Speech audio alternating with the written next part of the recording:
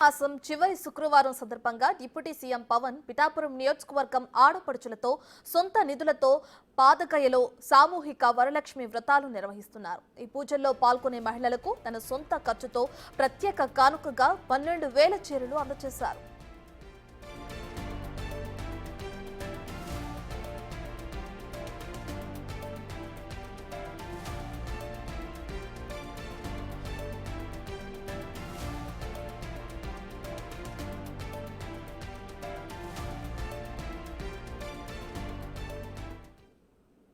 దీనికి సంబంధించి పూర్తి డీటెయిల్స్ మా ప్రతినిధి శివశంకర్ అందిస్తారు. Right Shivashankar, AP deputy CM Pawan Kalyan అటు పిఠాపురం నియోజకవర్గం ఆడపడుచులకు ప్రత్యేక కానుకలు ఇవ్వనున్నారు. శ్రావణ మాసం చివరి శుక్రవారం రోజు అని చెప్పి కూడా అర్థమవుతుంది. దానికి సంబంధించిన పూర్తి డీటెయిల్స్ ఏంటి?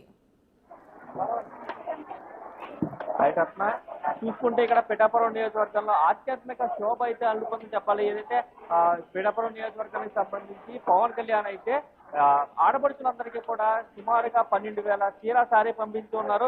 ఏదైతే పిఠాపురంలోని ఏదైతే పాదగయ ఏదైతే ఆధ్యాత్మిక కేంద్రం ఉందో అక్కడైతే సామూహిక వరలక్ష్మి రథాలను ఈ దేవస్థానం వారి కుకుటేశ్వర దేవస్థానం ఆధ్వర్యంలో జరుగుతూ ఉండే. అయితే గత 16 సంవత్సరాలుగా కూడా ఇదంతా కూడా జరుగుతూ ఉంది. ఈ ప్రక్రియ అంతా కూడా సామూహిక వరలక్ష్మి రథాలు ఏదైతే శ్రావణ మాసంలోని ఏదో ఒక శుక్రవారం రోజున నిర్వహిస్తూ ఉంటారు.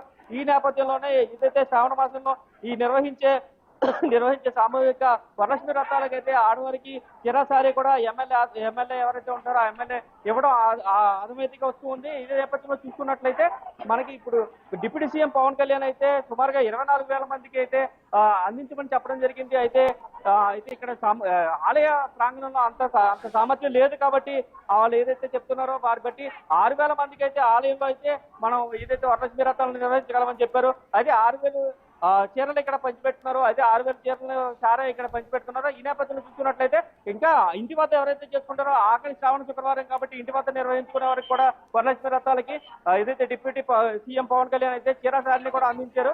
అదైతే నేపథ్యంలో చూసుకున్నట్లయితే పవన్ కళ్యాణ్ కుటుంబ సభ్యులైన కొణిదెల నాగబాబు భార్య కొణిదెల పద్మజ అయితే మొదటి పూజా కార్యక్రమంలో పాల్గొని ఇదే చీరసారిని ఆడపడుచులకు అందించారు. అలాగే వాణ్యాలు కూడా ఇచ్చిన పరిస్థితి అయితే ఇక్కడ కనిపిస్తోంది. చూడొచ్చు భక్తులు ఎంత వర్షంలో కూడా ఉదయం నుంచి నిన్న రాత్రి నుంచి కూడా వర్షం కురుస్తున్నప్పటికీ కూడా భక్తులైతే ఈ పాదక్షేత్రానికి అయితే ఇక్కడ పోటెత్తారని చెప్పుకోవచ్చు. ఆడపడుచులు అయితే పూర్తిగా భక్తి క్షేత్రాలతోటి లక్ష్మీ కటాక్షం కోసం ఏదైతే ఈ క్షేత్రంలో అయితే సామూహిక వరలక్ష్మి రథాలు నిర్వహిస్తున్నారు. ఇక్కడైతే ఆధ్యాత్మిక శోభ అయితే పిఠాపురంలో పూర్తిగా అలుముకుందని చెప్పుకోవాలి.